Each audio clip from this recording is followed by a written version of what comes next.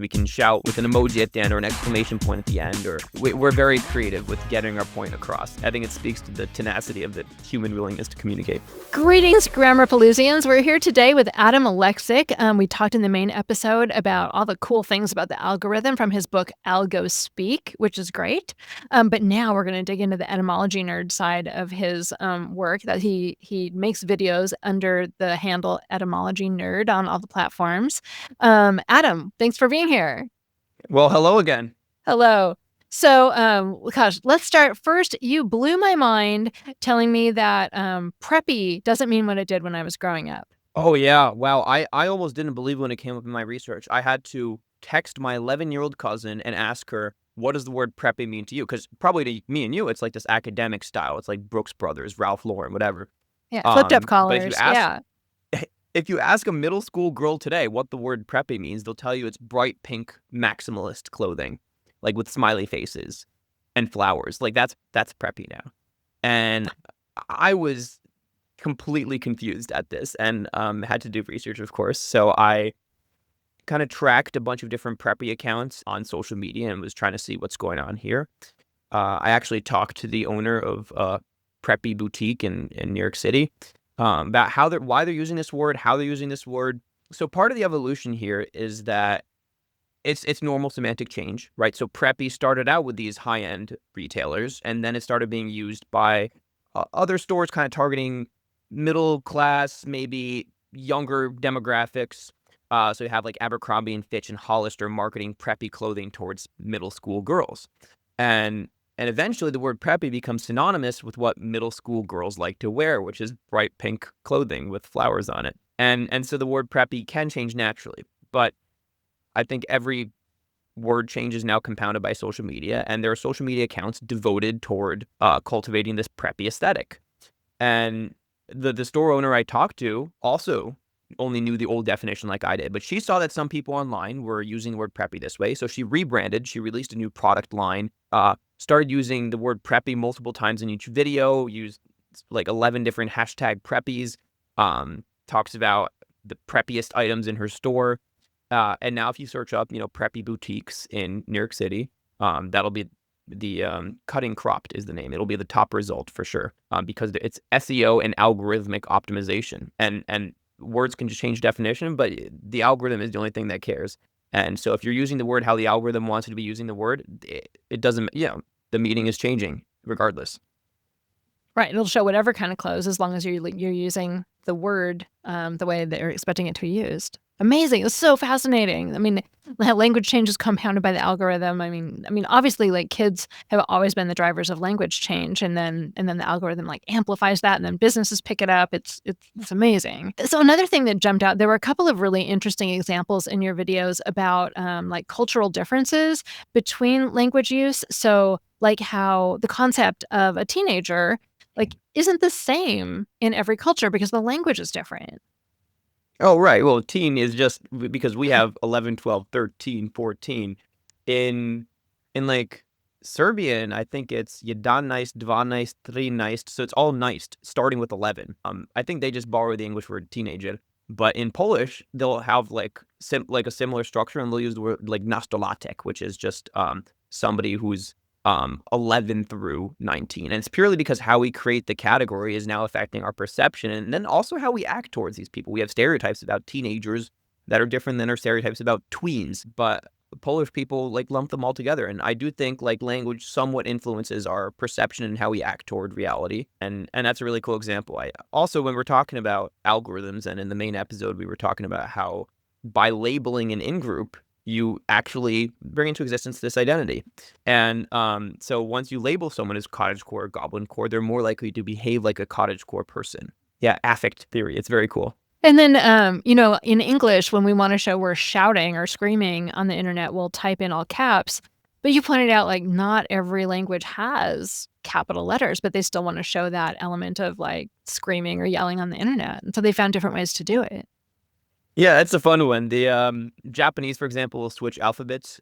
Chinese might space out the characters or put an exclamation point after each character. But yeah, there's always a way to transmit the vibe of what we're saying. We're very inventive as humans, and even when we're shouting, like there's different ways we can shout. We can shout in SpongeBob caps where we vary the letters. We can shout with an emoji at the end or an exclamation point at the end, or we're very creative with getting our point across. I think it speaks to the tenacity of the human willingness to communicate.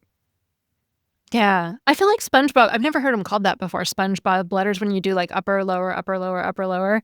I consider Yeah. that more like almost like you're pointing out the ridiculousness of what you're trying to write about, is maybe loudly.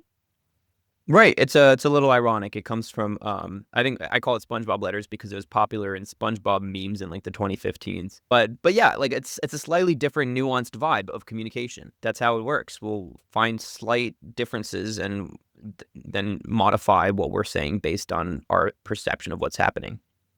Yeah. Yeah. Okay, here's another one of your videos that captivated me and I was just kind of blew my mind. So we have the keyboard. We have the QWERTY keyboard that we type on. And you had a video that said that people view words that you type with the letters on the right-hand side of the keyboard more positively than words that you type on the left-hand side of the keyboard. And like, what the heck? What is going on with that? Well, that's still like, again, categories affecting our perception here, I think. The studies are still coming out on that, and there's like influence from different keyboards that are showing like we think differently towards words with like the Dvorak keyboard. But part of it is we have this long-running perception that the right is better. We have words like dexterous meaning on the right, where the word sinister means on the left, or the word gauche is also on the left. So left is usually bad and the right is usually good. That's why we'll say you're right, you're correct. And that's a normal human thing because most of us are right-handed. And maybe because the letters on the right side of the keyboard, maybe we like them more. It's hard to tell. There could be other confounding things, but there are. We do tend to more positively think about those right side letters. Yeah, that was just wild. I couldn't believe that. And so, and another one. Okay, so I mean, it's funny in some ways. Like talking to you has made me so self-conscious about the way I'm speaking. But you You so can't turn it up. Yeah. you can't. Just like when I talked to Lauren Gahn about gestures, and suddenly I was thinking all about my hands. But you talked about how by having better conversations, you have to give people better doorknobs. And so, like, am I giving you enough doorknobs?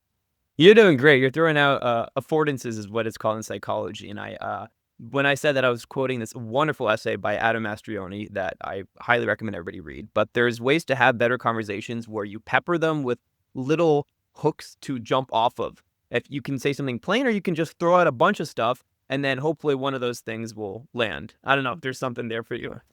What else? So, another really interesting video was about chairs. So, first of all, I never thought about the fact that we haven't had chairs for all that long, at least not comfortable chairs, and then how chairs became associated with power and all the different words. So, if you could go through some of the chair words and how they're associated with power, that was really interesting. Yeah.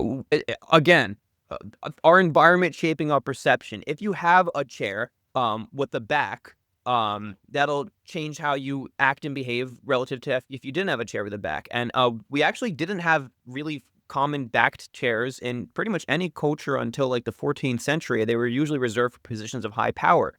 And other people would sit on stools or benches or just sit on the ground. And a lot of Eastern cultures still sit on the ground. And right, and so we have all this built up language like chairman, chair of the board, department chair, even like a seat at the table. Like when the Pope died, it was sede vacantis, which means empty chair. The word cathedral is like a chair. That's what the word means in Latin. And the Holy See actually means the holy chair in Latin. So like chairs are clearly kind of tied to power in our heads. And you can see this if you you sit at the head of the table. It's a more powerful position. And the way we comport our bodies around space has like huge downstream effects of like power relations and how we relate to one another. Crazy stuff. And I think we should be thinking more about our actual environment when we're talking.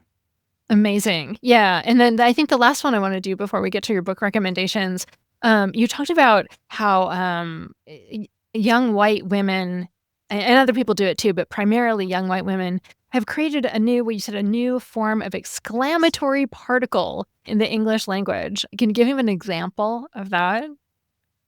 Yeah, this was first identified by John McWhorter, and it's kind of like doing that like sound at the end. But there's also like sometimes people end it with like a sound, like Young women are always the kind of incubators of language change, and that's kind of partially out of the Valley Girl accent, partially out of a floor holding tactic like we were talking about earlier.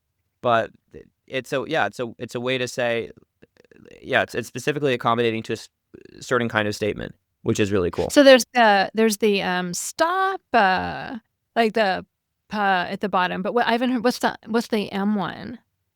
Those people will just do like a slight nasal, like at the end of their sentences sometimes.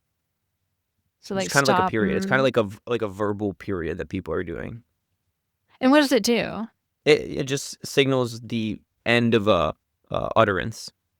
Stop Okay. is kind of for exclamations, right? So you wouldn't say turn left at the stop sign, but because that's not an exclamation. But if you're like stop, you like the additional syllable functions to mark the kind of sentence, and the sort of does the same thing. Cool. And that's a pierogi? Pierogi, yeah. Pierogi. Pedagogy. Pedagogy. Yeah. Fast. That's what it is, yeah. Not the what is it? The other one what was that, an Italian pastry? I was Pierogi, right? I'm getting confused. Well, okay, wonderful. Those are, I mean, if you enjoyed this, you absolutely should check out Adam's videos on TikTok and Instagram Reels. His Etymology Nerd again, and like it's just video after video after video of like fascinating linguistics and language stuff. And now my favorite part of the show actually is to get my guest book recommendations. Help me add to my to be read pile. Well, okay, I already mentioned in the full-length podcast the etymologic on my Mark IV site. That's if you're just getting started, but it's a wonderful kind of circular stroll through the English language. For other books on the internet and language, I highly recommend Because Internet by Gretchen McCulloch. I'm sure you've read that. You're like the third guest to recommend it. It's like a fabulous book. We all love it. I'm sure. For any audience members that haven't listened to the first two people, there's you got that. You got a lot of yellow books over there. I have another yellow book here. Word Slut by Amanda Montell is really good, like kind of like feminist dive through the English language. There's, if you're into language creation, there's The Art of Language Invention by David Peterson, and that got me into conlanging, or the art of constructing languages. Also great book. Really enjoyed that one. Those are like my top 3 like immediate recommendations. Yeah. Are there any like generally we're looking more for like novels, things like that, like just pleasure reading, things that you might enjoy? I actually like barely read novels anymore. It's mostly nonfiction because I was researching a lot for the book. Does it have to be linguistics related or just in general? No, in fact, I'd rather it wasn't. There's a few books that like, it depends on the person. You pick them up at the right point and they change your life. For me, On the Road by Jack Kerouac kind of changed how I engaged in daily life. Same with The Doors of Perception by Aldous Huxley. Those books both kind of reframed my perspective on reality and how I engage with the world, which I think still kind of shape who I am today. So yeah, those are really good books. Awesome. Great. Well, thank you so much again, Adam Alexic. Where can people find you? Etymology Nerd on, all the short form video platforms or Substack. Excellent. And your book is Algo Speak. Thanks so much. Thank you to the Grammar Pelusians for supporting the show. And thanks again for being here, Adam. All right. Thank you very much.